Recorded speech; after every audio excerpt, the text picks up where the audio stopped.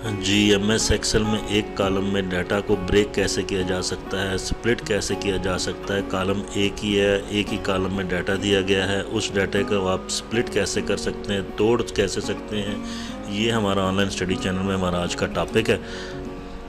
देखें, separate data from one column to multiple column. एक ही column में डाटा दिया गया है, उस डाटे को आप स्प्लिट करना चाहते हैं, तोड़ना चाहते हैं मल्टीपल कॉलम्स में, वो किस तरह तोड़ेंगे, स्प्लिटिंग किस तरह होगी, इंतहाई आसान काम है। ये आज का हमारा टॉपिक है। तो आइए देखते हैं और बढ़ते हैं एक्सेल की तरफ। जी, एमएस एक्सेल में ये 3 टेबल मेरे पास मौजूद हैं। इन तीनों टेबल्स के ऊपर मैं बारी बारी काम करता हूँ।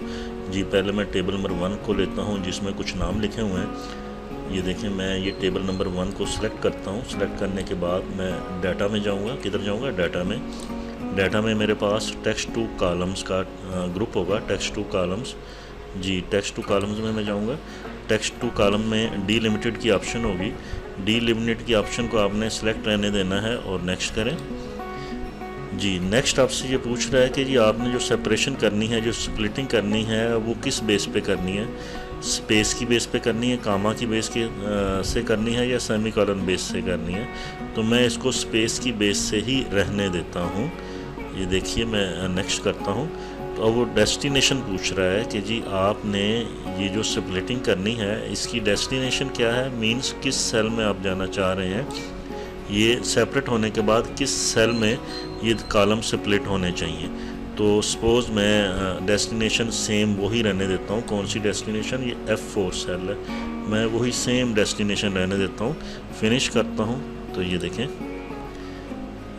ये रियाज अहमद लिखा हुआ था, फैसल रियाज, ये स्प्लिट हो चुके हैं। ये स्प्लिट होकर अलहदा कॉलम में मूव हो चुके हैं।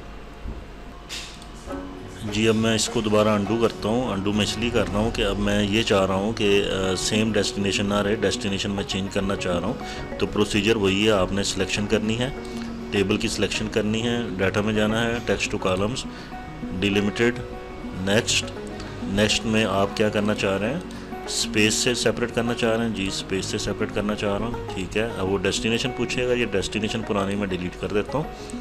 ये पुरानी डेस्टिनेशन डिलीट कर दी मैंने। अब मैं न्यू डेस्टिनेशन देना चाह रहा हूँ। तो न्यू डेस्टिनेशन मैं किधर पेस्ट करता हूँ, मैं लेट से H4 में पेस्ट करना चाहता हूँ। ये देखें, H4 सिलेक्शन होगी और फिनिश। तो ये देखें, ये मेरा डाटा स्प्लिट होके H4 और I4 में स्प्लिट होके ये डाटा मेरा आ गया। जी, नेक्स्ट मैं फ़र्स्ट नेम और लास्ट नेम की दोबारा सेपरेशन करना चाहता हूँ और इस दफ़ा मेरा सेपरेटर बनेगा एंड साइन, जिसको हम एम्परसेंड भी बोलते हैं। जी, सेम प्रोसेस है। आपने सिलेक्शन करने के बाद टेक्स्ट टू कॉलम्स में चले गए, डिलिमिटेड का ऑप्शन सेलेक्ट रहने दें। जी, इधर स्पेस की जगह पे आप क्या करना चाह रहे हैं, सेपरेटर आपका कौन सा है? सेपरेटर आपका है एम्परसेंड, जिसको हम एंड साइन बोलते हैं। ये नीचे देखें, ये एंड गायब हो गया और इसके बदले में क्या आ गई, एक लाइन आ गई। फर्स्ट नेम और लास्ट नेम अलहदा हो चुके हैं। नेक्स्ट करें और अब वही सेम बात की डेस्टिनेशन क्या होगी, आपने किधर इसको पेस्ट करना है।